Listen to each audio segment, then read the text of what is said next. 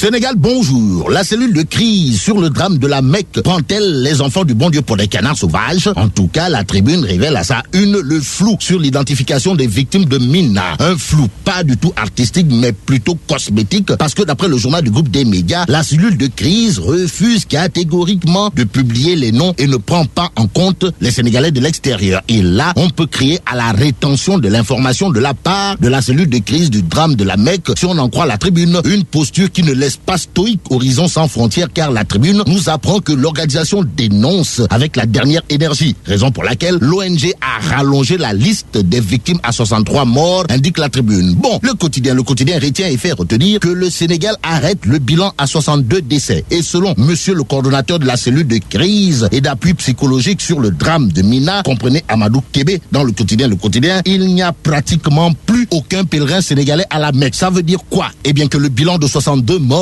annoncé par la cellule de crise est pratiquement définitif, puisqu'il ne reste pratiquement plus aucun pèlerin à la Mecque, souligne le quotidien dans ses colonnes. Au populaire de retenir et faire retenir que le décompte macabre s'arrête à 62 morts pile poil. Celui qui semble reprendre du poil de la bête malgré l'épée de Damoclès au-dessus de sa tête, d'après le quotidien, c'est Serigne Hassan Baké. En effet, le jeune marabout n'en a cure des conditions de sa liberté provisoire, d'après le quotidien qui révèle que Hassan Baké les viole délibérément, tandis que le juge d'instruction et le procureur de Diourbel croisent les bras. Ainsi, pour le journal du groupe Avenir Communication, il est question de révéler le malaise Hassan Baké, ou le Mbaké qui viole les conditions de sa liberté provisoire au nez et à la barbe du juge d'instruction et du procureur de Diourbel, précise en tout cas le quotidien. À la une de l'Observateur, l'Obs, c'est la personne de monsieur le maire de Dakar Plateau qui pose problème. Et le gros problème, d'après le canard du groupe Futur Média, Aliou Ndoye,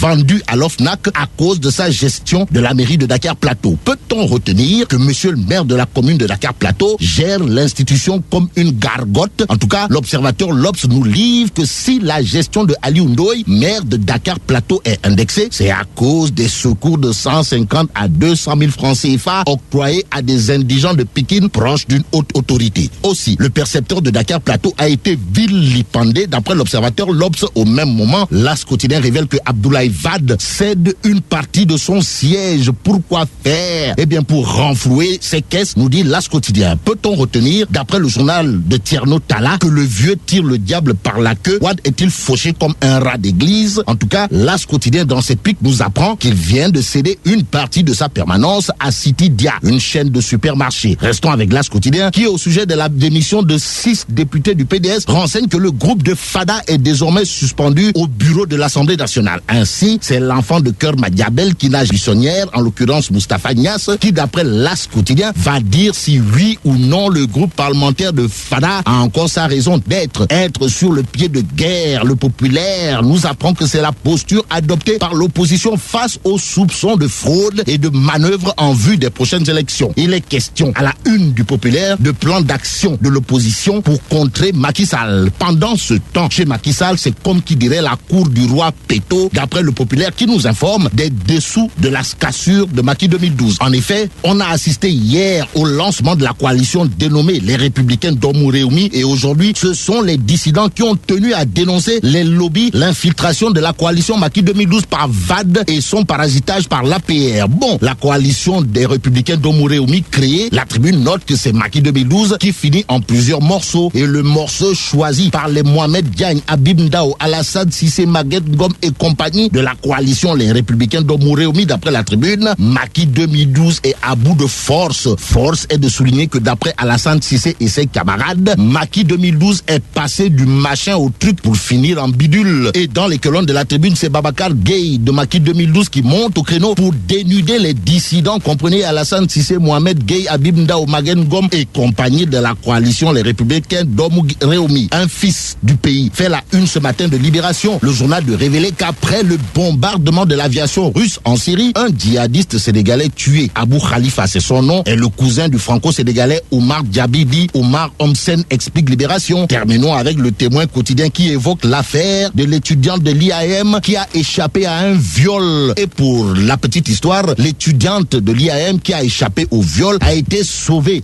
par une panne d'érection du maçon violeur. Ainsi, on pourrait se demander si l'étudiante détiendrait un secret anti-viol. Une chose est claire, comme le dit l'adage, mieux vaut ne pas avoir les yeux plus gros que le ventre. Quant au maçon violeur qui s'est retrouvé en panne d'érection au moment où il a voulu passer à l'acte, il a peut-être les yeux plus gros que le bas-ventre. Qu'à cela détienne, vive le Sénégal.